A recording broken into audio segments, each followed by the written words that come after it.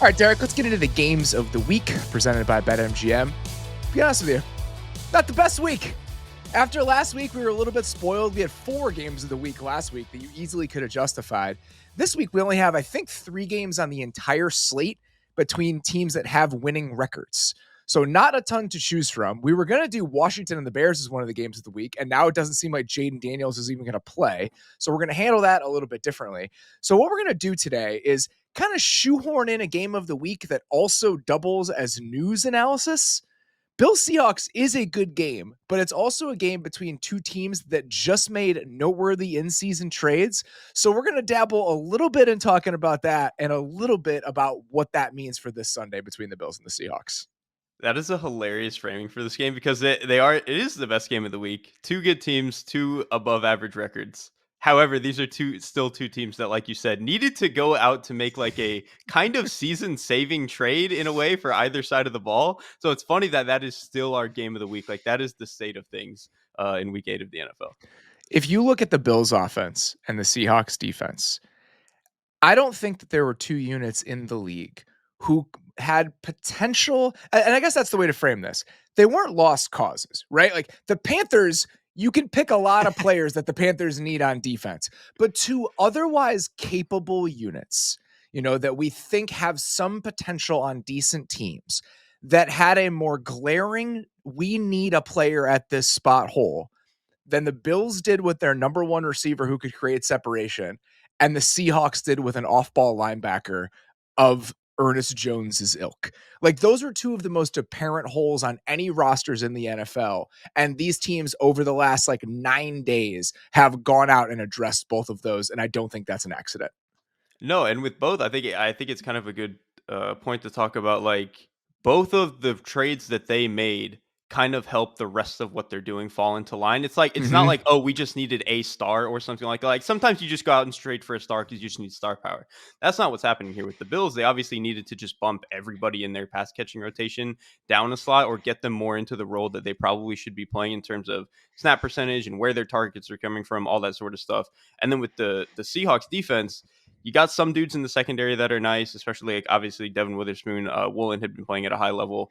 The front is playing really well. The linebackers were the biggest issue, and I think we know from what we saw from last year's the last 2 years with the Ravens defense, the linebackers are such a core part of this. Like if you're going to empty out the box and you're going to ask these guys to go cover, you're going to ask these guys to run in a lot of space.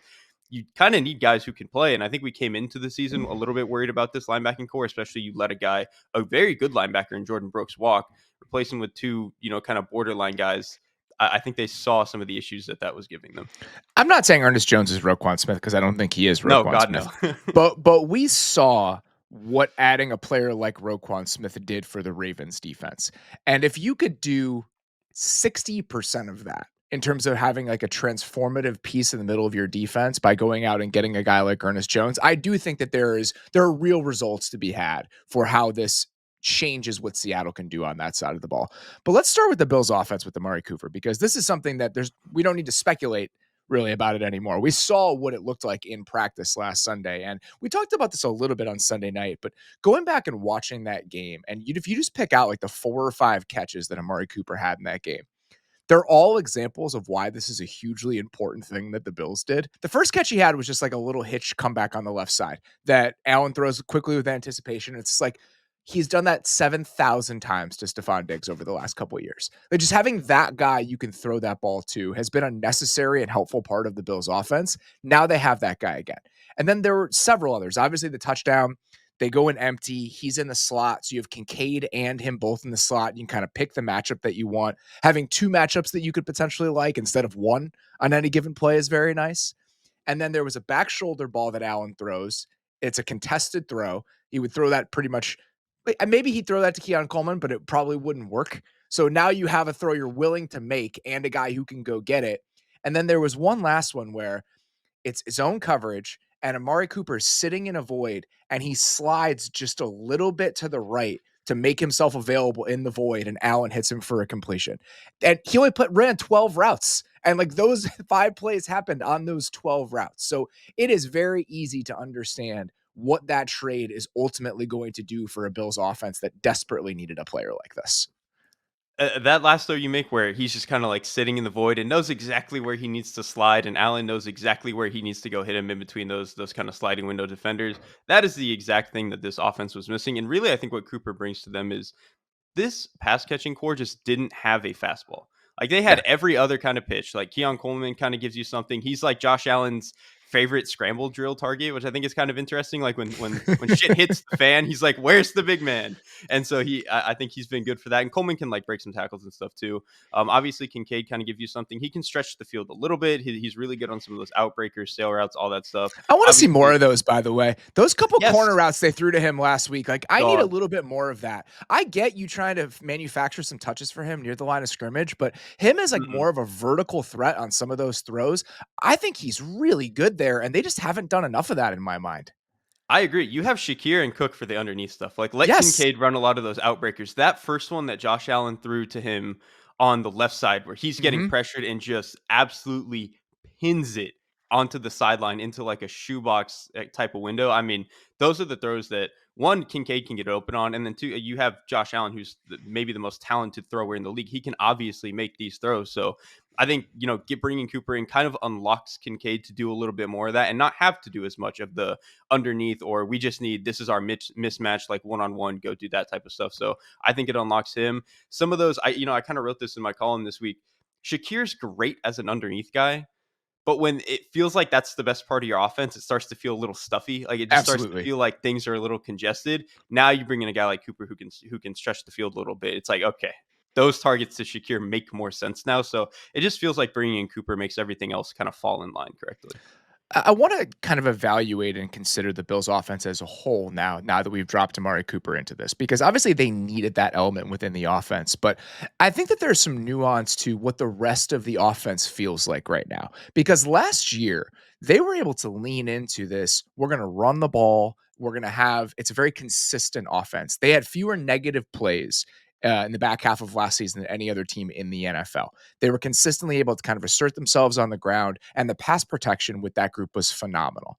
And I do think that if you look at this version of the Bills offense right now versus what we saw last year in that area specifically, their ability to assert themselves on the ground and how good that offensive line was playing in pass protection, that group isn't quite playing to the same level. And I honestly think that makes a move like the Amari Cooper one even more necessary, because you need a higher ceiling on offense because your floor isn't quite as high as it's been at points over the last year or so. That is such a great point. Like the way this offense was built, they needed to be like a top 6, 7 offense in terms of like rushing the ball, efficiency, that sort of thing. Right now, they are 13th in rushing success rate and 17th in yards before contact. Obviously, that's not bad. Like you can run a nice offense off of that. But when you didn't have enough of the explosiveness, enough of the ceiling beforehand, it was like, man, we're just not quite stable enough to really be the offense that we want to be. I think we especially saw that like the last 3 weeks or so. So I think bringing in Amari Cooper, who kind of like gives you a little bit more of that ceiling and helps make up for the fact that you're maybe not quite as consistent of the offense that you want to be in terms of maybe some of the early down stuff. I think that is probably going to end up going a long way. I was looking at this because I just noticed it just feels like he's a little bit more uneasy. Josh Allen is in the pocket right now compared to what he was able to play like last year when this group is one of the best pass protecting groups in the league.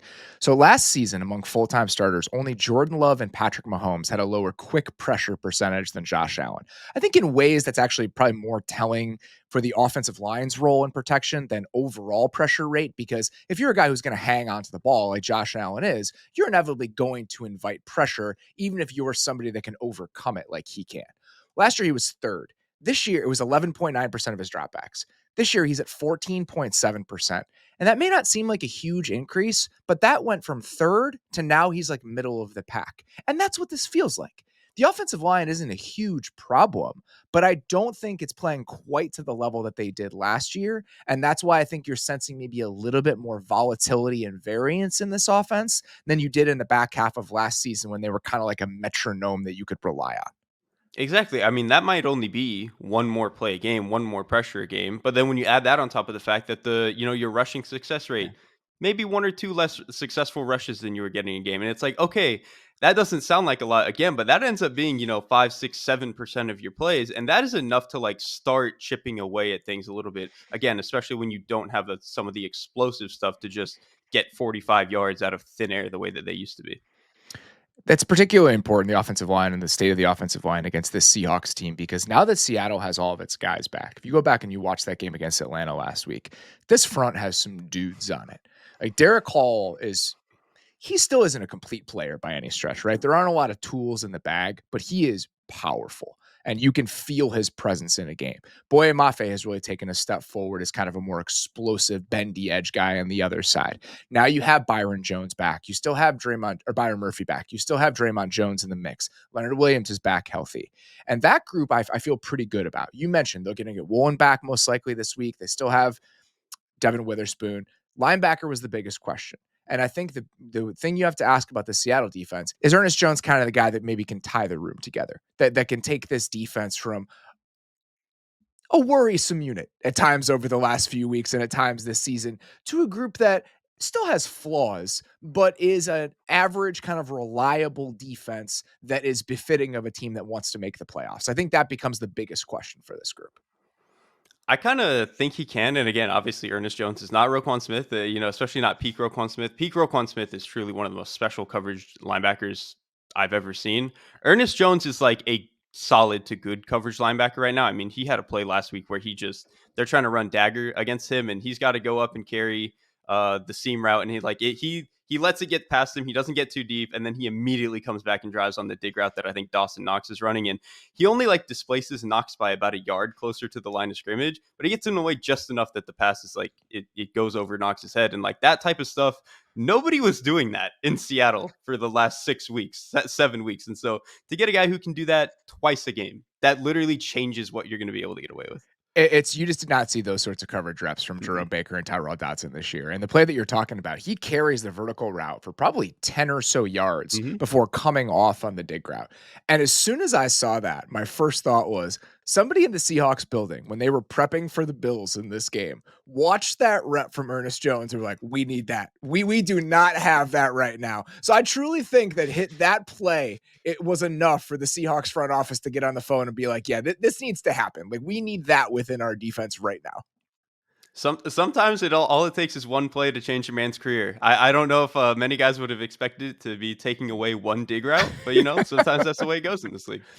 The other thing I think is notable is, he's a better run defender than what they were getting on that second level, even if it's not the strength of who he is, right? He's not the greatest run defender of all time, but he's better than what they were getting. And he has more range, that's for certain. Yeah, he can get sideline to sideline. Yes. It's great. Very good point. There's length there, and I just feel like he's a more sound player in that area than the guys that they had. But the other part of it that's intriguing to me is we mentioned that the front is probably going to need to carry this group. And now that you can add him as a pass rusher, this is never going to be a blitz-heavy team. But if they can lean into some more of those creepers, simulated pressures, just add a layer of complexity to the way that they're getting after the quarterback, when you combine that with the dudes they have in the front seven, Ernest Jones is one of the best blitzing linebackers in the NFL. And we have a lot of proof of how Mike McDaniel can deploy these sorts of guys that are good moving forward and getting after the quarterback as part of a larger pass rush plan. So it's a lot to give up a fourth round pick to go get a guy like this, but I completely understand it based on where this team was and what sort of player it needed in the middle of its defense. Well, and they have a legitimate shot to win this division. I get why they think they can go make out a move. If we can get to the 15th best defense or whatever it is, even that might be generous. But if they think they can take a level up there and the offense can be what it is, yeah. What is a fourth round pick if you think you can make the playoffs in your first year as a head coach? That's cool. Yeah, and you could absolutely win the division based on the current state of the division and the kind of the potential that you have on both sides of the ball. Before we move on, let's very quickly get over to the other side of the ball. Without DK Metcalf, it seems like it might be kind of tough sledding for the Seattle offense against a Bills defense that is healthier than it's been and playing at the level that we kind of saw from them early in the season.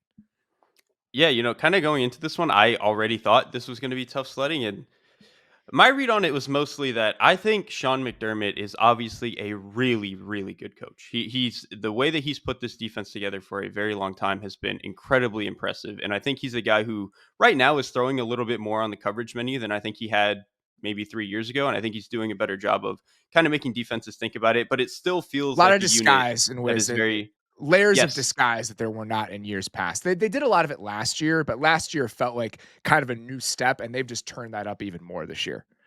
And it doesn't feel like they've given up any of the consistency or guys playing on a string that they obviously had 3 years ago when it was a little bit more vanilla. It's kind of the best of both worlds right now.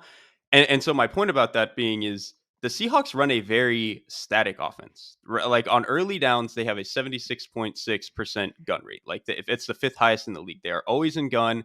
And they also have right now a 5.4 pass rate over expected, according to Establish the Run, which is the highest in the league. So this is a team that is going to be in gun. They're going to throw the hell out of the ball, and they don't have a very good offensive line to do it. I just think when you give Sean McDermott such like a easy and obvious test, I just kind of favor him, even though like obviously Geno Smith's a great quarterback. We both love him. I just feel like when you give Sean McDermott such an easy answer for what he's going to face, I'm probably going to lean on the side of his guys figuring it out.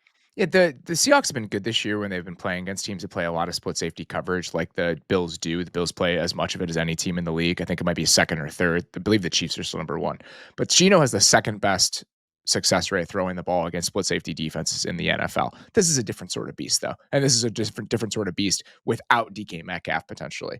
The thing I will say, there was potentially getting George Fant back in this game. And if they can just get mild improvements in pass protection, that is going to go a long way considering what they've had to deal with for a good chunk of this year. Last week, Mike Jerod, who I believe is a 6th round pick, came in and played right tackle. And Seahawks fans were like celebrating in the streets because they weren't having to worry about Stone Forsythe on that side anymore. So if they can just get reliable play from a guy like Fant, and you combine that with Connor Williams getting a little bit more comfortable at center, they've still some issues on the interior at both guard spots, but even slight upgrades from what they've gotten for most of this season, I think you're going to be able to notice that in the final product for what this offense feels like. And I think that would be huge, especially because this Seattle offensive line, they are a very bad pass blocking unit right now. Like they are tied for, according to NFL Pro, they are tied for the fastest time to pressure with the New England Patriots at 2.43. And what's funny is you would typically associate that with being like, oh, they give up a lot of unblocked pressures and they let guys through. When you watch them, like anecdotally, that's not the problem. It's a well coached unit and guys are where they need to be.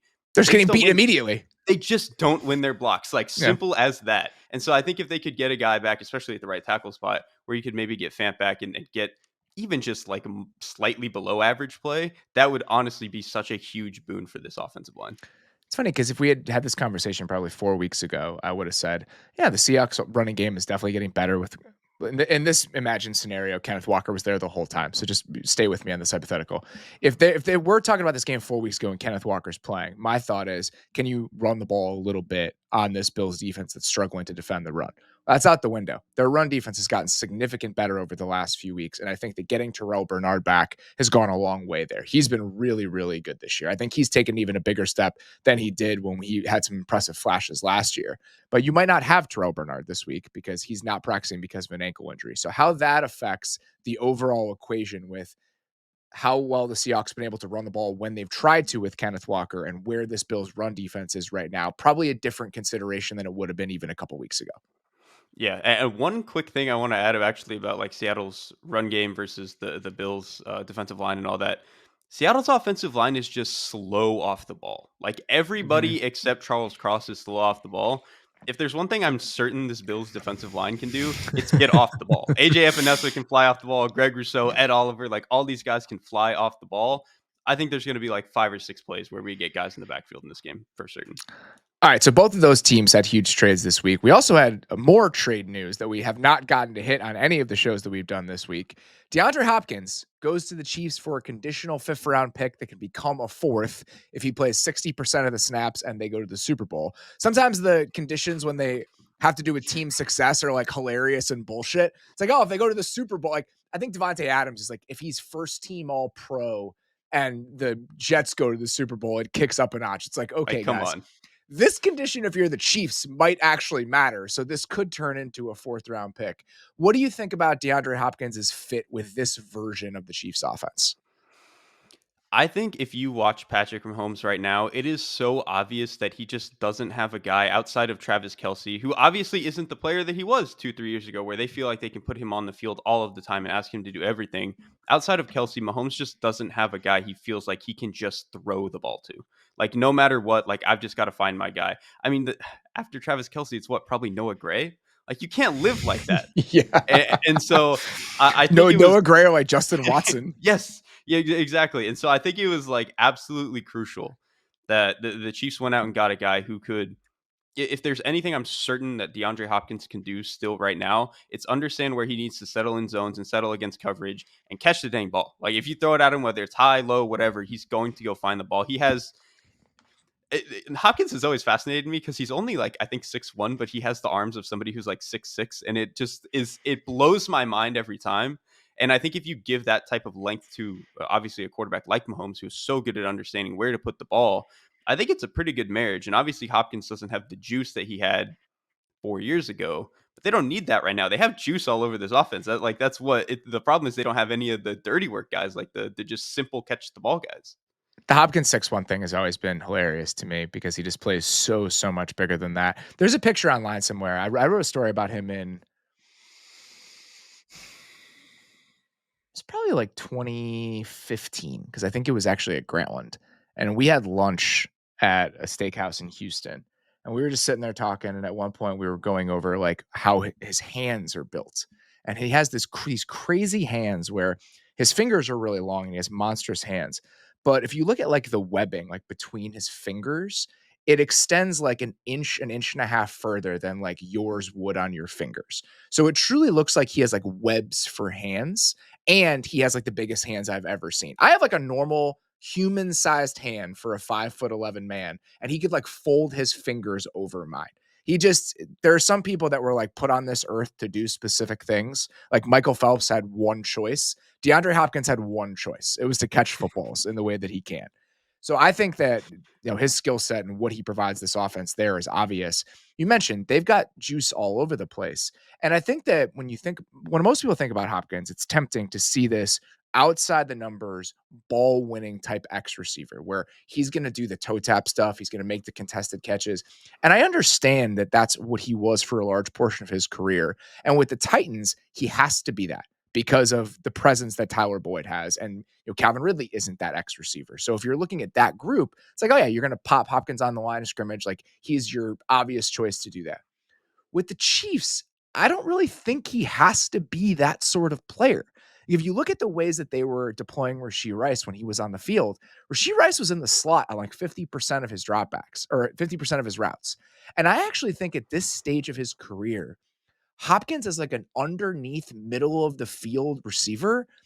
I actually really like him in that role. And I do think that there's a world where, like we've talked about, where all these other guys can create space within the offense for the Chiefs, like Worthy, and you need somebody who can take advantage of that space. I wonder if that can be Hopkins. So when they're in 11 personnel, is there a world where it's actually Justin Watson is like the outside vertical presence? You have Worthy, moving around a little bit, stretching the field, and you have Hopkins as a slot option every once in a while, kind of taking advantage of that underneath intermediate area of the field. Because actually that version of it is probably the version that excites me the most. I do like that he can do both. I think that's why the trade makes sense. Like, there were probably other guys if they wanted just a pure outside X receiver that could catch the football. I'm sure there were other guys that they could go get. But kind of like you're mentioning, the value in Hopkins is that, I mean, he's been around for like a decade at this point. He's so good now at understanding how to settle in zones, where he needs to like push himself away from defenders and use his the length that we just talked about, where he can push guys off and like just do a really good job with that stuff. I think the fact that, again, Patrick Mahomes outside of Travis Kelce doesn't have that guy over the middle of the field or really anywhere over the field. So I think if you can deploy Hopkins where he can do some of that from the slot, do it a little bit over the middle, get some of those tough yards. And then also, I think especially, closer to the red zone, be your X outside. We're going to just throw him a pylon ball and see what happens here. It's a great call because they've struggled in the red zone at times this year. When they've gotten down there, they got to put Carson Wentz out there to try. Yeah, that's right. So that's a great call. I think him playing that role when the field condenses a little bit and those contested catches matter just a little bit more, that makes perfect sense to me. For the Titans, I get the thought process behind this, right? Like you're in fire sale mode. You're a 1-win team. It's probably time to accrue draft capital. But I have a couple larger lingering questions. Like, what does the next 6 to 8 months look like for this team? Are they going to try to go get a young quarterback in this year's draft? They're probably going to be in position to draft one. They're going to have a little bit extra capital to move around if they want to. But now you've got this team full of like 28 to 30-year-old veterans that you went out to get this offseason. L'Jarius Sneed, Chidobe Awuzie, Calvin Ridley. A lot of these guys are in win now mode based on how your roster is constructed. So are you going to want to hang on to those guys? Does it make more sense to actually go get a stopgap veteran quarterback because of how the rest of your roster is constructed right now? Like, even though they spent a lot of money this offseason, they got like $80 million in cap space next year. Like, they're probably going to be fine. I just don't necessarily know what the next few steps look like for this team based on how everything is going after the aggressive offseason that they had. I don't know either. And what confuses me is that the two players they chose to trade like don't make sense together. Like I actually understand trading away DeAndre Hopkins. The whole experiment that you were having on offense, trying to see what you got in Will Levis, it just does not seem like it has come to realization the way that they wanted it to be. I don't think they are the team that they wanted to be on that side of the ball. They obviously haven't won a lot of games. So I get it. Just being like, you know what, screw it. We're going to let this older player go do what he needs to do. We're not going to pay him whenever his contract's up. Let's just let him go be useful somewhere else. But you trade Ernest Jones, who you're going to have the money to pay, who is like a good young player on defense. And your defense is like your thing it's the thing that's keeping you afloat in any capacity. So that's the part of it that is tough for me to square with these two trades. Think they probably just committed to too many long-term contracts on that side of the ball and couldn't justify signing another one. I mean, again, you look at the Snead deal, you look at the Chidobe Awuzie deal. They've already paid Harold Landry. They've already paid Jeffrey Simmons. So it's possible that they just didn't think another long-term expensive extension for one of those guys was in the cards. But I'm fine with most of the money that they spent this offseason, right? You have the money to spend, and you're trying to do everything you can to get an answer on the quarterback. That's why I think the Ridley contract, even if it's very expensive and is not aging well, I can understand it in the moment. The one that's hardest for me is the Snead trade, because you didn't need to go get L'Jarius Sneed to get an answer on your young quarterback. And now, even if the money isn't necessarily a problem, wouldn't it be nice to have that extra third round pick right now as you're in a mode where you're trying to accrue and collect draft capital? Like, based on the current state of the team, you don't need L'Jarius Sneed in 2026. What you probably needed was to use that third round pick on an interior offensive lineman you can pop at right guard, or a dice roll at receiver as you try to reset a couple of those positions. So I understand some elements of their aggressiveness because they had the resources, but moves like that, it's like those are incongruous based on like what your timeline probably looks like.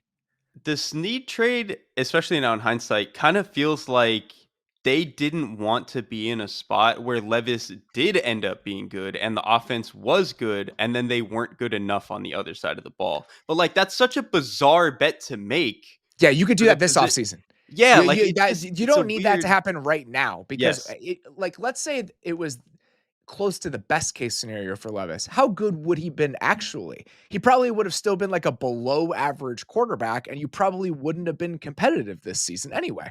So why you needed to make the L'Jarius Sneed trade now is that is a little bit confusing to me.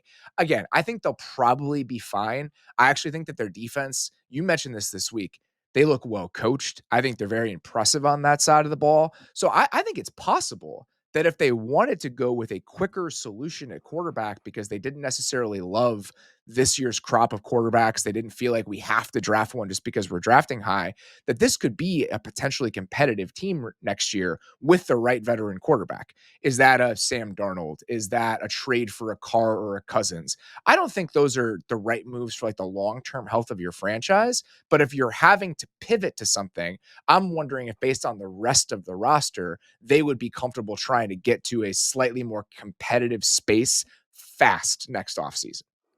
I mean, I would kind of like to see it, especially because I really am impressed with what they've been doing on the defensive side of the ball. They're obviously clearly well coached. It obviously helps too when like T'Vondre Sweat, who was a third round pick, just looks like already one of the best. He was a second round pick. He was like a pretty high second round pick. Yeah. But for him to already look the way that he looks and be one of truly the best defensive tackles in the league right now is crazy. And then really it's just when I watch the secondary, I know they fell apart in like the fourth quarter of this Bills game, but if you watch like the first three quarters, all of those defensive backs, and they had like 3 or 4 guys off the bench in that game, but they are all like playing tight to routes. They know where they need to be in zone coverage.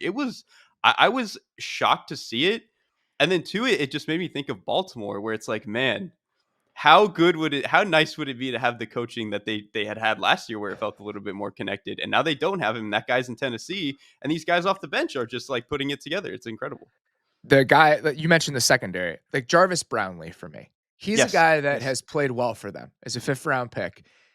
Where you were at as an organization, you would have been better at giving 2 or 3 Jarvis Brownlees more of those snaps rather than going out and trading for a L'Jarius Sneed. So I get, again, some of the aggressiveness, but I do think they probably took it one step too far, and now they're having to unravel some of that, and I think it's going to be a slightly messy process as they figure out what the best path forward looks like. Speaking of the best paths forward, I want to hear from you a couple trades now that we're getting closer to the deadline and we've seen some moves already happen. Are there a couple other semi-realistic moves that you would like to see before the trade deadline? Yeah, I think I've got a couple. One, so I have already called Travis Etienne Jr. Tony Pollard before, and I think we've talked about a number of times about how the Dallas Cowboys have absolutely zero explosiveness to their offense outside of CeeDee Lamb. I think it would make sense for them to go and get a guy like Travis Etienne. They have like $22 million in cap space. Etienne is obviously the Jaguars keep saying he hasn't lost his job to Tank Bigsby, but it feels very obvious to me that he is or has lost his job to Tank Bigsby, who I think is playing really well right now. And the Cowboys just so desperately need a guy with juice on their team, especially out of the backfield, because like the blocking is solid. They just don't have a guy who can do anything to take advantage of it. And Etienne Jr. is not a consistent player, but he is explosive, and if he can give them 2 of those a game, I think that could go a long way. So I would like to see that. The other one I would kind of like to see a reunion with Jadeveon Clowney back in Baltimore, but I don't know how willing they are to go make that type of trade. Ooh, I didn't really think Yeah, about that one. That one is the intriguing. Panthers are done. It's over. Like Yeah. what are we playing for at this point? Clowney is actually a good one. I know that a lot of people have talked about Deontay Johnson and where Deontay Johnson might end up if he gets traded, but Clowney is like a 1-year mercenary based on the state of the Carolina Panthers is actually a really fun one. I need to see it too because like listen that Baltimore pass rush is better than we thought. But man, you add one more guy who we've already seen be good in this defense, right? Like there is no projection here. We know he can get you 9 sacks in this defense. Let's bring him back. I've got a couple that I wanted to throw out. This is one that's very easy. There's already been a connection for it, but I want to see it just because of where this team is, and I want to see a little bit of aggressiveness from them as they try to get this thing over the finish line. Can we just send Za'Darius Smith to the Lions? Like just one realistic pass rusher that fits what this team is. The Browns are in fire sale mode. Let's just make it happen. He has a $1.2 million base salary this year. The Lions can take it on no problem. And I get Detroit has not been overly aggressive with these sorts of moves in the past because they've always defaulted to we're going to give our guys opportunities. We're not going to cut off opportunities for our guys. We're playing a different game now, boys. You're the best team in the conference. You have Yes, to go do this. we're playing a different game now. I think player development should always be in the back of your mind, and I think that's why this team has done such a good job of producing contributors. But like, just a tiny bit more urgency now. Like you can afford to take away reps from some young defensive lineman for the next 6 games if it means you have enough juice to potentially get you a Super Bowl. That's the thing. All of the development and giving younger guys snaps, it's gotten you to this point so that you can go make a move like this that Yes. helps you get over the finish line. And Za'Darius Smith is really the perfect one because if you just look at Marcus Davenport and Josh Pascal, like they're 2 other, non-Aiden Hutchinson defensive ends, look at those body types and you look at Za'Darius Smith, who's like 280 pounds. Yeah, man, like this is the exact type of guy they need. Just go crush the pocket. I 100% agree with that. He fits what they want to be defensively. And what would it take? You give him a 5 for Za'Darius Smith at this point in I his do that in a career? Like, heartbeat. I would do that every single time. So I think that is one I would love to see. Here's the other one, and this one's a little bit spicier, but as I've thought more about it, I actually do think it makes sense. I don't know where the Rams are right now. I don't know what the Rams' motivations are. I don't know why we've heard all these leaks and kind of murmurs about the future of Cooper Kupp and Matthew Stafford. If the Rams win tonight, you could justify them clicking back into a place where they're like, we can make the playoffs. So like, let's see if we can make this happen. If they don't win tonight, I kind of want to see the Bucs trade for Cooper Kupp. Oh, that's a great one. That's a great, especially. obviously losing Chris Godwin stinks, but who better to replace him than Cooper Kupp? It makes so much sense. From a skill set perspective, he can play in the slot like Godwin did. You can give him some of those yak targets. He can be that screen monster for you. And he knows the offense. He knows the coordinator. It's the Yeah, same that's system. true. You bring him in, Liam Cohen knows him, smooth transition. And I wasn't on the Tuesday show, obviously, so I haven't gotten to talk about any of this stuff since the Chris Godwin injury. The Chris Godwin injury, I was devastated when that happened, in part for him. I wrote a story about Chris Godwin before the Super Bowl a few years ago and just talked to so many people about what type of guy he is and just some of the injuries he had to fight to come back from. And just somebody that's very easy to root for. And the fact that in the midst of potentially a career year and really a year of rejuvenation and rebirth, that gets taken away with 45 seconds left in a game that doesn't even matter is heartbreaking. But you also lose this version of the Bucs offense, which was one of my favorite watches in the league, through the first half of the season. It's truly like a definitive top 10 sort of unit. They're already without Mike Evans. If you can go try to steal some of that back and be like a potent offense that can win you the NFC South, make you a little bit interesting in the playoffs, I fully support this. Kupp has a $15 million base salary, so there's a chance that the Rams would have to take some of the money on to make this work. But he also is under contract for next year, and Chris Godwin's a free agent. So there's a chance if you want to roll out an offense that's Baker, Mike Evans, Cooper Kupp, McMillan is still like in the mix there as your third receiver. That offensive line is a young group. Like that's a team and a collection of players that you could get really excited about in 2025 too. So if the Rams truly do believe that they're out of it, I think that that's a move that I would want to see. And the point you make about Liam Cohen, him already knowing the offense and all that stuff, that's usually kind of the sticking point with some trades, right? It's like, it might take a month for us to get this guy up to speed and get him where we want. Well, that's not going to be the case. Like, you could drop him in tomorrow. Yes, you could drop him in tomorrow and he could get you like 6 for 90. And it would just be like nothing to it. Yeah, again, I am, if the Rams want to make a run at this thing and they feel like they're healthy enough to do it, I don't want to take away the Matthew Stafford Cooper Kupp connection. Puka's coming back potentially tonight. Like there's a lot of reasons to believe if they could steal this one, that the Rams can make a run at this thing. But if they lose tonight and they think that's kind of the tipping point, that is where I would want to see Cooper Kupp end up. So you got a 4-2 Bears team against a 5-2 Washington team. We're going to make this one of the games of the week, which was, by the way, as I was doing the prep for it, and I was doing the first time in 5 years, Beller, we've had the Bears is the game of the week. Like 100%. I've absolutely never prepped for a Bears game in this way. And now, of course, we don't end up doing it because there's a chance Jaden Daniels is going to be hurt. And it seems silly to like talk about that side of the ball, what Washington would do on offense and everything if Marcus Mariota was going to be playing in this game.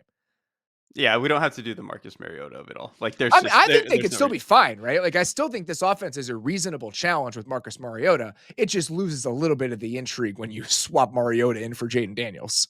Right, when you swap out the guy who like it kind of felt like Jaden Daniels, 10 years ago, but obviously that was 10 years ago, and Mariota is a much different player. Now, I will say he had one play in the red zone where he got outside to the right in the pocket, or out of the pocket to his right side, made it throw in the end zone. I was like, I haven't seen him do that since like Oregon, and I thought that was very interesting. I don't think I've definitely never told you this, but I don't think many people know this. I was at Marcus Mariota's first game when he and Jameis played against each other in week 1 against the Bucs. And so I thought that Marcus Mariota after that game, he threw 5 touchdowns in like his first game. So just like, here we go. Ever. This is it. Like the superstar status. And then obviously that never happened. So with Jaden Daniels not playing in this game, we already did all the prep to talk about the Bears. So what we're going to do is we're going to pivot a little bit here, and we're just going to do an under the hood about the non-Caleb Williams parts of what has driven the Bears 4-2 start.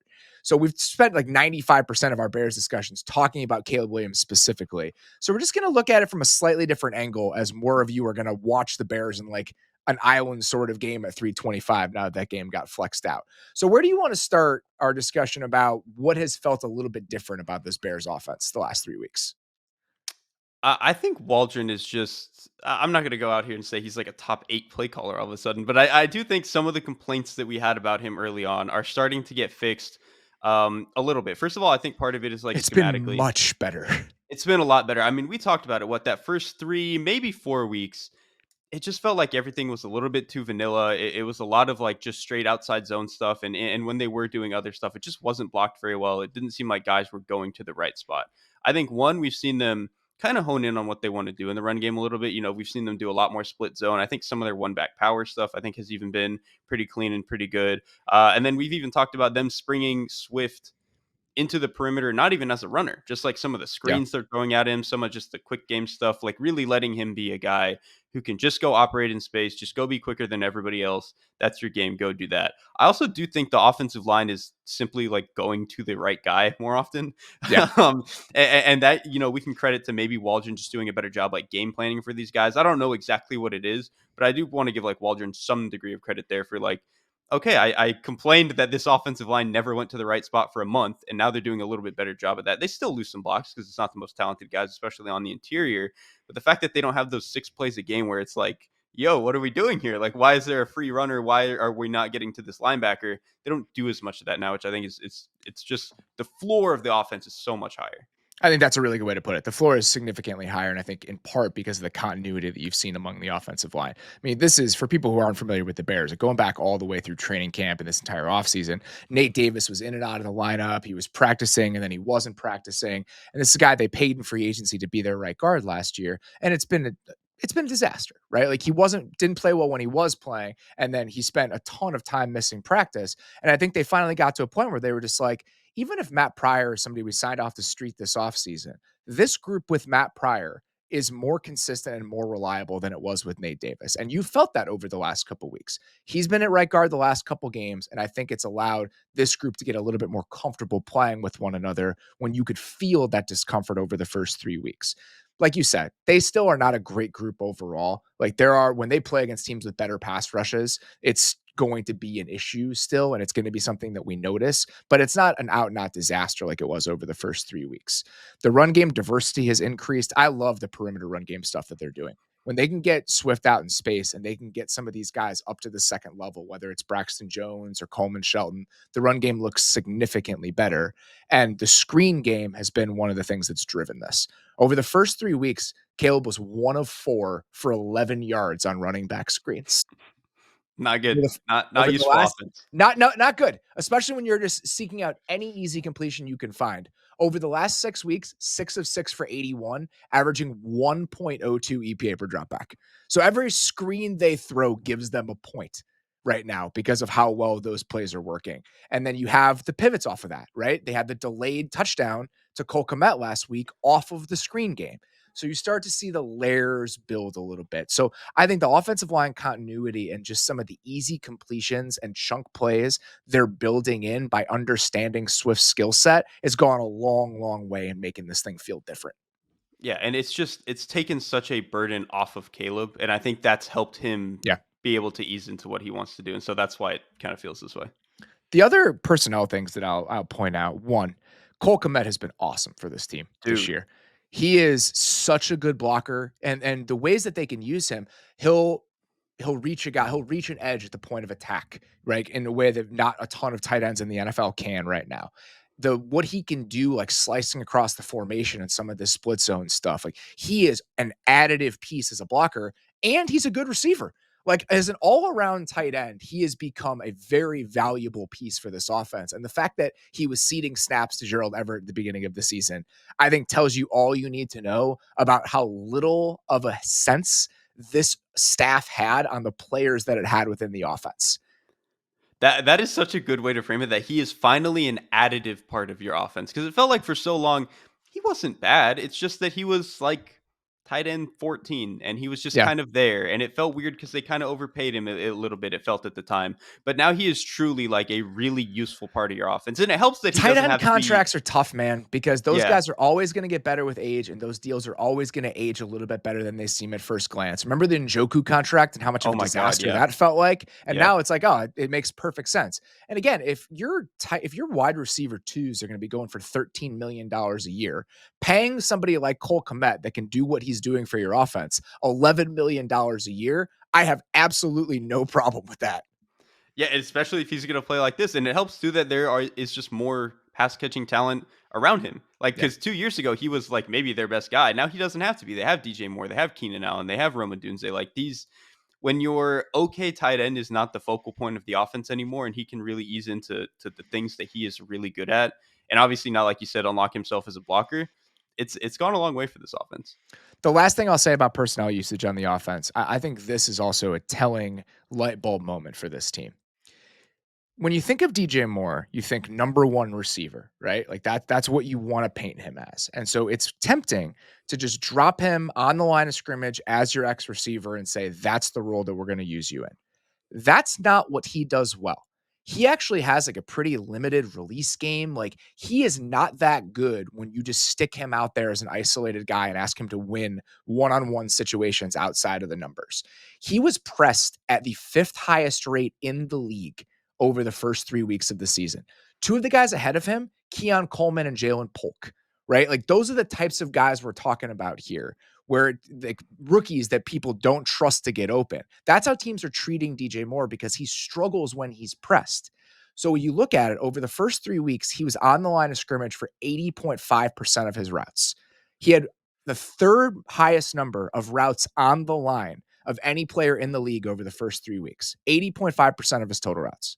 Over the last 3 weeks, 63% on the line of scrimmage. In weeks 1 through 4, he ran 29 routes from off the line of scrimmage. In the last 2 games, he's run 22. So they're starting to understand, like, okay, this is actually the best way to use this guy. You move him around the formation, you put him in motion of a little bit, you allow him to get some free releases. And I think that is indicative of just the overall acclimation period that's happened with this staff and its players and the better sense they've gotten about how to deploy these guys. So Caleb's maturation and Caleb's improvement are a huge part about why this offense feels different, but there are 6-8 reasons why it's felt a little bit easier on that side of the ball, along with the level of competition that has kind of brought the Bears to the place they are right now. And the Moore thing just makes sense. Look at their other 2 receivers. Keenan Allen has still one of the best release packages in the game. You can put him on the line from the slot, and that's fine. And then Rome Odunze, like you drafted, he's like this 6 foot plus, like big bodied guy who can beat press and use his hands to swipe. Like it just makes more sense to have Moore as the guy who's off the ball. The other part of this team that's helped them get to a 4-2 start, we haven't talked about this unit essentially at all over the first 8 weeks, is the Bears defense. The Bears defense is number 1 in EPA per dropback right now. Like this has been a really, really good unit on that side of the ball. And I wasn't sure what the ceiling was considering, some of the questions about the pass rush coming into the year. It still felt like they needed 1 or 2 more guys, but the back 7 had a chance to be one of the best units in the entire NFL. And so far through the first half of the year, I think you can make a really strong argument that it might be like the best collective pass defense group in the NFL right now. I think it probably is. And what's funny is like the pass rush still isn't great. Like it's No, okay. it's They're not. not bad. It's not actively bad. They're like middle of the pack. But Which is fine. The middle of the that's pack is better than I thought they were going to be. And middle that of the Jerod pack. Dexter is a big reason for that. Oh, absolutely. And middle of the pack is fine when you have maybe the most put together secondary in the league right now. Where I mean, when they have their 3 corners on the league or on the field, the 3 guys that they want out there with some of the safety play that they're getting from like Jaquan Brisker, Byard is playing at a pretty high level. Like these are just guys who are consistently sticking to routes when they play zone coverage. They're not giving up air in the coverage. Like to me, it feels so much like watching. I just talked about how much Sean McDermott's Bills are different now than they were 3 years ago. But it feels like watching McDermott's Bills from 3 years ago, where it's a lot of vanilla stuff. It's a lot of, they're playing their typical zone coverage. It's just that they are choking the air out of every single passing play. The 2 stats that I would throw out that align with that, because I totally agree. This team has allowed 17 completions on 3rd down this year that did not go for a first down. Only 1 team in the league has more. So when you watch them, they're just so buttoned up. Like if it's 3rd and 11, they're fine giving up an 8-yard completion, rallying and tackling and getting off the field. They're just so good at squeezing the air out of these plays and even out of these completions consistently. And the thing to go along with that, they are the only team in the NFL that has allowed negative yak over expected per reception this season. Wow. Their secondary and their back 7, the tackling is unbelievable. Like Kyler Gordon making tackles in space, what Brisker is, Byard is making tackles in space. Both of those linebackers can run, cover, and hit. So their ability to just chew up space while playing all of that zone coverage, you've noticed it. The problem is if they lose a couple of these component pieces, it's going to be a different conversation. They missed Brisker last week. They missed Stevenson last week. Kyler Gordon gets hurt in the middle of that game. If Kyler Gordon can't go in this game, you are going to notice it because what he does for them, not only as a pass defender as in the slot, but what he does as part of their run defense because the amount of early down blitzes they send him on, he is quietly like one of the most important pieces on this entire team. And if he does not play this week, even with Mariota at quarterback, I think that's going to be something worth watching. I'm so glad you bring that up with Gordon. There was a play when they played Jacksonville where he's obviously he's the nickel, so he's to the open side where they don't have a tight end. They fire him at the line of scrimmage on a run snap, and they're running the ball. He's on the offense's right, and they're handing it off to the left side. He screams through the B gap on that blitz, and he gets to the running back in the backfield. I'm just like, there's not a lot of dudes who just run straight through the line of scrimmage, completely unhinged, like ready to run through a guard if he has to, the way that Gordon does. And so you're right. If they lose him, that is a huge part of their run defense, a huge part of their blitz packaging and stuff. And it's funny too, you mentioned if you start to pull some of the players out of this defense, it can start to fall apart. And that's true because their defense is kind of a reminder that football can be simple sometimes, where it's like just do the fundamentals, but also have 6 Pro Bowlers who are doing it. Because again, like it's a very simple team. Like they run a lot of cover 3, they run a lot of cover 2 on early downs. They're not really like disguising or rotating all that much. It's a lot of vanilla stuff. They're just so good at executing it. But yeah, when you start to maybe pull away 1 or 2 of those defensive backs who can't quite execute it at the high level, it starts to fall apart when you're not doing as much of the exotic stuff that can kind of confuse quarterbacks in run games. If Gordon does play in this game, I would encourage people to watch just what he looks like before the snap because he is their most consistent blitzer. Like they send him on more blitzes than even the linebackers. Like that's how they create extra pressure. And the way that he's playing with quarterbacks right now and just how much of a menace he is he like creeps toward the line of scrimmage, bounces back out, walks out a little bit, comes back into the line of scrimmage. It's very fun to watch him right now. He's a guy playing with a ton of confidence and a ton of attitude. And I think that's kind of permeated what this unit feels like overall. He is like dog on a leash from the nickel. Like before the line of scrimmage, he is just like ready to go and ready to get rolling. All right, it's time for this. Might only be interesting to me, but we pick out a couple things that aren't the biggest storylines from the week, but are things that we're paying attention to. I'm going to start with a unit, or excuse me, a matchup that when we saw it in week 1, we were pumped because we thought these were 2 ascending offenses with young quarterbacks. Both had a chance at breakthrough moments for them, right? Like the Texans felt like they could be a top 3-ish offense. The Colts were like a dark horse to maybe be a top 10 offense if things break right for Anthony Richardson. It feels very, very different now than it did when we were having that discussion prior to week 1. We'll talk about the Texans offense in a second, but we really haven't discussed what the Colts have looked like with Anthony Richardson after his first game back. I'll be honest with you, man. I've gotten to a place now where I'm genuinely worried about what this is going to look like, both for 2024 and over the long term. And it's for this reason. A lot of people are going to point to the accuracy concerns with Richardson, and I completely understand that. But for me, it's the fact that even when he was inaccurate as a rookie, I felt like the process of how he was playing the position was really exciting. Where he was going with the ball, his feel for what he was doing. I don't feel that right now. He looks like somebody, along with the accuracy problems, that's having some confidence issues. And I think that it's actually caused him to take a step back rather than the step forward that we were hoping he was going to take this year. I unfortunately agree. I don't think I'm like fully jumped into like I'm worried mode. I think it's just that up until this point, I was so far in like, oh, just give it time. It'll be fine. It's going to It'll be fine. good. Yeah. I'm more in like, all right, I'll wait and see. Like we'll see where this goes. I'm more like I think in neutral now on what's going on here. But I think you make a good point about he is just not playing with confidence right now. I think you can see it in his footwork. Like he just I was so high on Anthony Richardson coming out of college, the way that he could move around the pocket. And I think you saw some of that in his rookie season. And I think he was typically a guy who, like, in terms of his timing, like when the ball was coming out, wasn't always great, but you could always see him moving his feet along in the progression, like getting where he needed to be. It's just, you were like, oh, if it could be a quarter of a second faster, he would be a really good player. Now it's not even that. Like I just don't think that he's getting through the progression with his feet in the right spot the way that I think he had, especially in his rookie season or earlier this year. So it's kind of, it is unfortunate to watch because like it's kind of a catch-22 where the only way he's probably going to fix this is to keep playing and to keep getting reps and to keep figuring it out. But one, that might be to the detriment of what this Colts team is right now.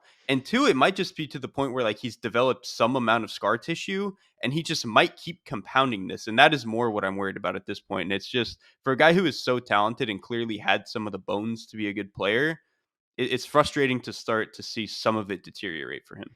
Experience is only good if it's positive experience. If it's Right. Yeah. experience that involves you only exacerbating bad habits, then that experience no longer is positive. So I think that's something to watch with him. And we mentioned this earlier today when we were talking. We've seen this offense play at a pretty decent clip with Joe Flacco at quarterback. And now the fact that we got a glimpse of what that could be, just even with reliable quarterback play, because of some of the other aspects of this offense, I think the combination of Downs, Adonai Mitchell, Pittman, and Alec Pierce, that's a compelling pass catching group to me.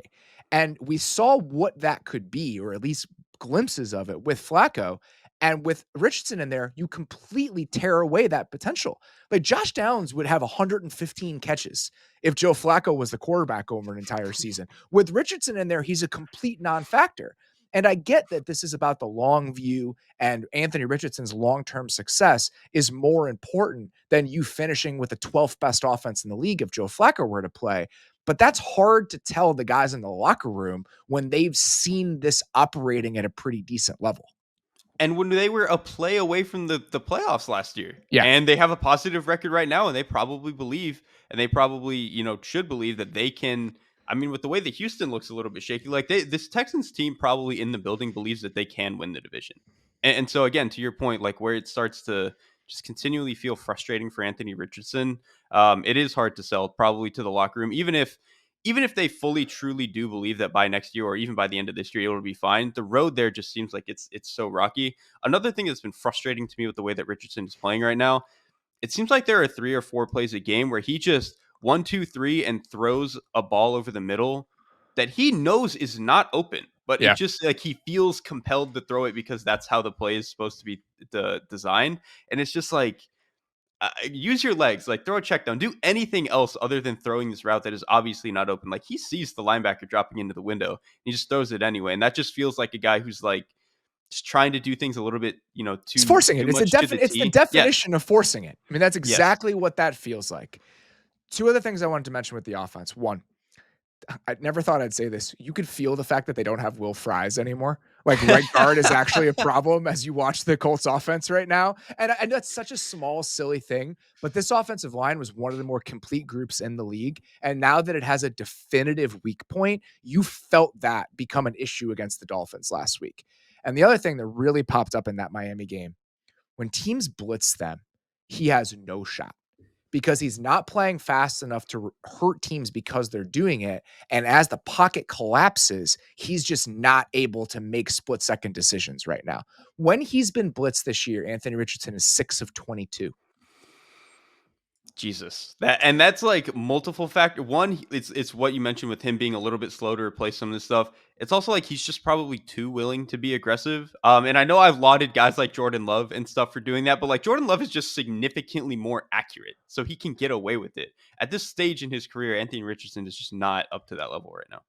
Yeah, he hasn't taken a sack, so I think that contributes to the 6 of 22, where he's just getting pulled down. He's wanting to throw the ball out of bounds. But either way, they have not been a productive team when teams have sent pressure, and I think that they're going to continue to see that until they can prove we're going to hurt you if you keep doing this to us. We don't need to keep pounding this into the ground with the Texans offense and the fact that they're disappointing. I just wanted to acknowledge the fact that we're in like stage 1 and 2 of what it feels like to have a really disappointing unit, and that's your quarterback coming out and saying that he's not on social media and that he believes in the offensive line. These are the early whispers that come along with, "Ooh, you are not playing at the level that we thought you were going to play at," and this is the response that we see from teams in that space. Listen, I don't buy the 22-year-old is not on social media. I'm not, listen, if Joe Flacco came out and said this, Andy Dalton, somebody of that ilk, yeah, man, I would believe you that you're not on social media at this stage. 22-year-old CJ Stroud, listen, man, I know what it's like to be. Come on, you were the on guy who was on 20,000 podcasts this summer. Yes, you don't think you think he's that's on a social great media? point. Yeah, the guy who's hanging out with Micah Parsons all the time, who like is always on camera somehow, probably on social media, knows what's going on. What's your, this might only be interesting to me, but for week 8? Mine is just so the Eagles and the Bengals are playing each other, and I think this is a very funny game because they might break the go ball record, and that's kind of where this comes down to for me. Is I just do not think either of these offenses are playing very serious football right now, and I do think it's like on a spectrum. I think they're both towards the side of not serious. The Bengals are more like 10% over the line. And it's like, I would like to see them fix a couple of things. The Eagles are fully in like, they are playing military academy offense right now. And that is just not good. Like, that might get them to the end of the season and get them 9 wins. I think that's not going to get them to a point where they feel like a serious team by the time we get to January. I have more faith in the Bengals offense than you do. I felt like last week's performance against the Browns was actually sort of an aberration for what the Bengals offense has felt like for a good chunk of this season. I think that disappointing, frustrating performance is more of an outlier than what we should come to expect from them. On the Eagles side of it, I'm 100% with you. Going back and rewatching that game against the Giants, it's pretty crazy. Like what their passing game looks like right now is pretty crazy. Outside the numbers, one-on-one throws to AJ Brown, whatever they look like. They can be comebacks, they can be slants, they can be go balls. That is the passing game right now. And that is what it was last week against the Giants. So if that's going to be your passing game, you might as well run the ball 40 times a game based on what your ground game looks like and the fact that Saquon Barkley is playing like this. But that's not what this was supposed to be, considering some of the changes they made to this thing structurally in the offseason. That's the biggest point. Well, actually, I'll start with like, so the entire passing offense it's outside the numbers. They have to run the ball so much because it's the only way to get defenses to think anything is happening between the hashes. It's the only way to get defense to do it. Otherwise, it's wild, man. I was shocked when I went back and watched it last week. Like I knew that you were down on it and that was probably going to be pretty bad, but it's even more pronounced than I expected it to be. It's stunning. Like I said this on the show with Sando. Jalen Hurts has thrown 12 passes between 11 and 20 yards between the numbers. Drake May has thrown 10. He's played 2 games. Like it just, this cannot be a way that an NFL passing offense lives. And I think it is, again, so frustrating kind of for what you just mentioned. Jalen Hurts, so obviously going from Shane Steichen to Brian Johnson, I understand why the offense still looked the way that it did and had a lot of the same problems, because it's like, yeah, this is the guy from the same offensive tree. They were just trying to bump him up the ladder and make him the offensive coordinator. Totally get why everything is the way that it is. This year, you bring in a guy in Kellen Moore, who his past 2 quarterbacks were Dak Prescott and Justin Herbert, who are the most do everything behind the line of scrimmage. We're throwing over the middle of the field. We're throwing these seam routes, dig routes. And I was like, okay, the offense should look a little bit more like that. And I think if Hurts is to take the next step as a player, he needs to unlock some of that stuff and start to do some of that. That's just not what we're getting. Like, we're just getting what we got the past 2 or 3 years. And it just feels like we're in the point where, the back of the Seattle with Russell Wilson thing felt like, where it's like, no matter who you put there, whoever you put an offensive coordinator, it is just the Jalen Hurts offense. And you can put enough players around him for it to work. And that's kind of still the case, right? Like AJ Brown, Devonta Smith, they have enough players to make it work. But ultimately, I think when you get into, when football gets really hard in January, this is just not enough to make defenses worried about you. Yeah, and I think that the offensive line not being at the same level it's been over the last few years, that's been something else that's really crept up. And I think when he can't have borderline perfect pass protection most of the time, I think you see some of his deficiencies in just playing quarterback like some guys in the league have been asked to do. And the comparison I come back to, remember last year when we talked about this a little bit, where Lamar was going from what had been a fairly hyper-specific offense designed and built around his strengths into quote unquote a more traditional offense that was going to ask a little bit more of him from a process perspective. And he passed that test with flying colors. This idea of, if we take him to a place that's a little bit more expansive in the passing game, can we actually see the best version of him because he breaks out of that box? That's exactly what's happened with Lamar over the last couple of years. It was the same sort of question going into this season with Jalen Hurts, as we take him from this hyper-specific offense that's really been tailored to his strengths, and we ask him to expand things a little bit more in pursuit of a larger ceiling for the next 5 to 10 years. What does that look like? The answer has been on the opposite end of the spectrum as what it was with Lamar Jackson. And I think that's disheartening. If you're the Eagles organization, if you're an Eagles fan, is that he has not been able to take that next step as they've asked him to in a more traditional, expansive passing game. And you could already see it by this point last year with the Ravens, where I think it was week 6 or 7, they had that Detroit Lions game where it just felt Yeah. like they did every single thing they wanted on offense, and it looked different, it looked cool, and that felt like the moment where I was like, "Okay, this Ravens Todd Monken offense is really kicking into gear," and now we're at that same point in this season, and it feels like we have fully fallen back into like, "All right, let's just run the 4 things that Jalen Hurts is good at right now," and that's just like you said, it's kinda disheartening. You said this, and I think this is the right way to frame it. They're like a top 12 offense right now. They're probably going to be an Right. above average offense because of the talent that they have. But this feels like a top 12 offense that maybe steals a wild card has to go on the road against a good defense in the playoffs, loses a wild card game 27-19, and this Eagles season feels like sort of a waste of time. Yes, yeah, it feels like a waste of time where it's like, look, some of the star players are going to get you enough wins on this team, but like, let's say they run into, and I know Todd Bowles is like already Jalen Hurts' boogeyman, but like the Bucks This is defense is this is not perfect though. He absolutely could face him in the first right, round of the exactly, and playoffs. that's why I bring it up. And the Bucks defense right now in general is not that good. But if I just look at what this Eagles offense is, it's like, okay, well, if I can stop the run and I can just throw enough things at you that Jalen Hurts is not going to be comfortable in the passing game on some pure passing downs, that's enough to probably stop this offense in playoff football. And for as much as issues as the Bucks defense has right now, they can do that. They can defend the run and they can throw some stuff at Jalen Hurts. And like if that's all it's going to take, when you play a good team at the end of the road, I almost don't see the point of like what this team is. One more game we want to talk about, speaking of those Bucks, is a pretty crucial game in the NFC South race. This is going to be for sole possession of first place in the NFC South between the Falcons and the Bucks. This game has lost some of the luster without Mike Evans and Chris Godwin. I think probably could have given it game of the week treatment if we felt still really excited about this Bucks offense, but they're obviously in a point of transition. As you think about this matchup between these two teams, a couple weeks after we saw a very exciting version of it, what are you watching first and foremost on Sunday?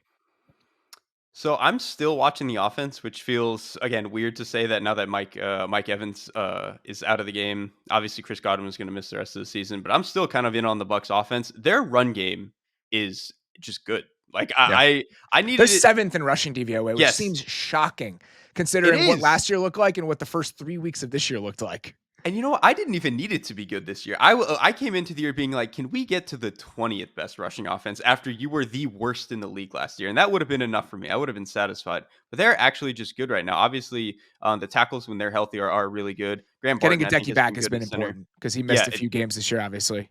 and he's just been good. Yeah. And then even the right guard, Mauk, I think has been better than he was last year. So just the fact that everything is kind of starting to gel. I think Liam Cohen is a little bit finding more what he wants, both schematically and then just finding out what he wants to do with this running back rotation. It feels like he's kind of tapped into like what he wants all these guys to be. I think when Bucky Irving is back there, man, like I know he might not play in this game, but he just gives them a juice that they did not have beforehand.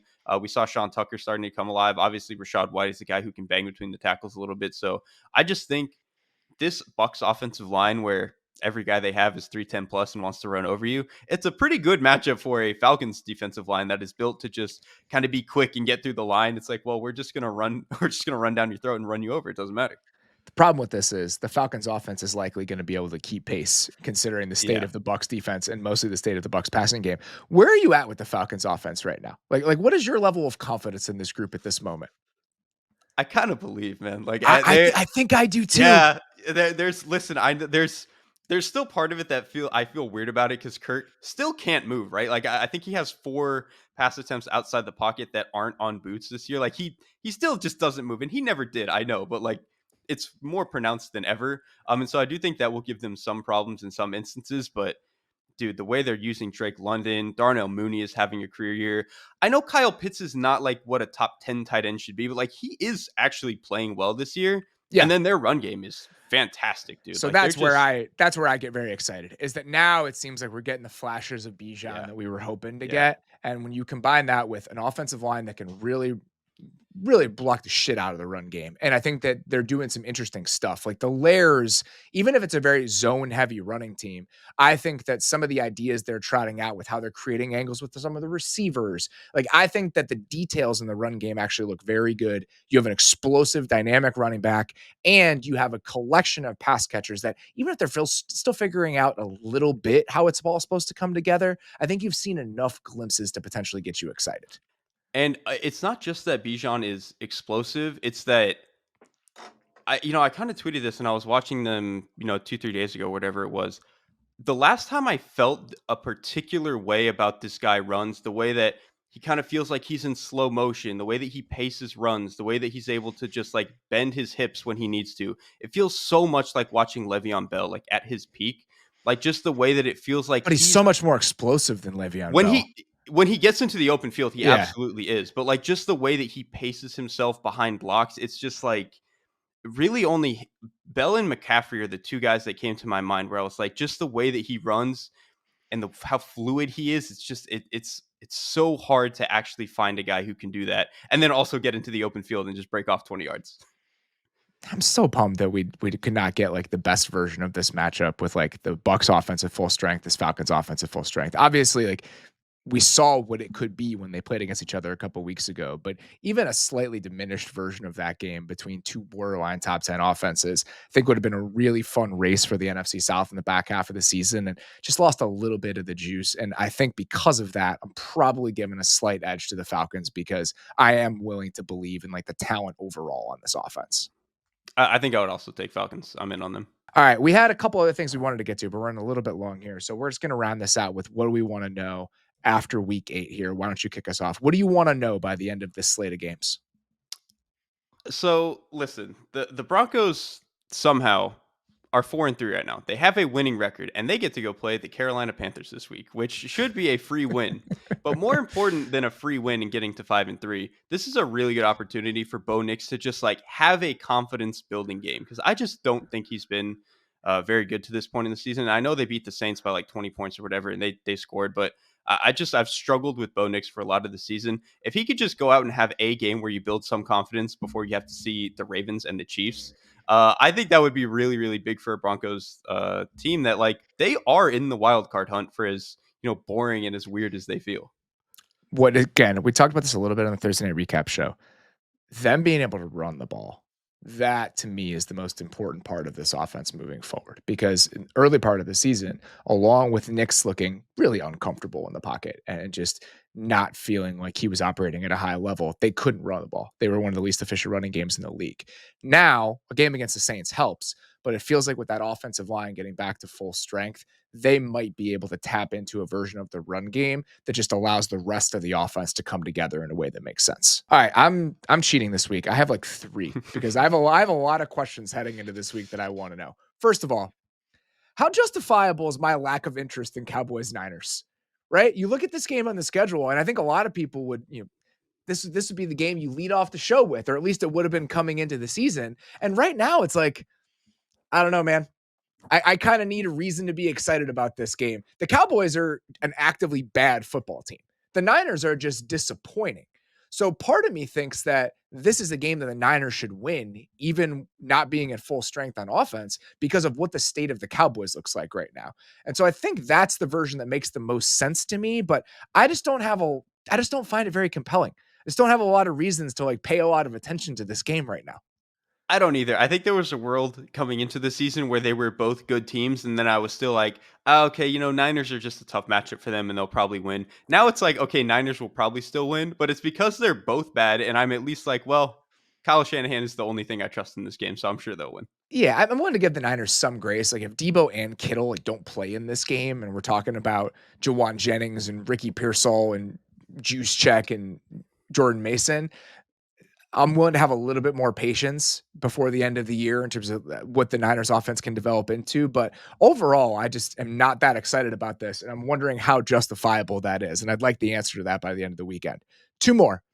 Tua is back this week for the Dolphins. I don't think the Dolphins are a playoff team by any stretch. I think the biggest question with them is, can he play well enough and can the offense play well enough to essentially save Mike McDaniel's job and justify another run at this with this staff and this group heading into next year? Because I think if the offense plays well over the second half of the season, you'd be like, all right, if the quarterback comes back healthy, if we have another offseason where we could add a piece or two, can we be a relevant team again? And so what the back half of the season looks like with Tua, definitely paying attention to that. And sticking in the AFC East, Is the Jerod Mayo era just like going to be a total disaster and be one and done? Because the vibes there right now are absolutely atrocious. And it's disappointing because I felt like the vibes after the first like 2, 3 weeks, even though they obviously weren't, smashing teams or anything, they kind of felt good and it felt different. Now to me, it just feels like it's every week. Either he's saying something or a player is saying something, and it feels odd, which is it's especially frustrating because Drake May has stepped in and been like the guy that I think he is supposed to be. And then it's immediately when everything else is like getting worse and worse around him. It's just like, come on, dude. This is not what it was supposed to be. You have to have a pretty bad run to only make it 1 year as a head coach, especially when the succession plan had apparently been in place for years. I mean, it just looks pretty bad right now. And so if they continue on this road and they have another embarrassing performance against this Jets offense and the defense continues to struggle, I think that we're going to be having some pretty tough conversations about year one of the Mayo era in New England. So a lot of questions on tap for this week. I think it's, not a pivotal week necessarily, but I think that this is one of those weeks where we could get some clarity on what some of these teams feel like moving forward. So that's why I had so many. But all right, that's all we got for today. We will be back on Sunday night with our week 8 recap. Until then, appreciate you guys listening. We'll talk to you soon.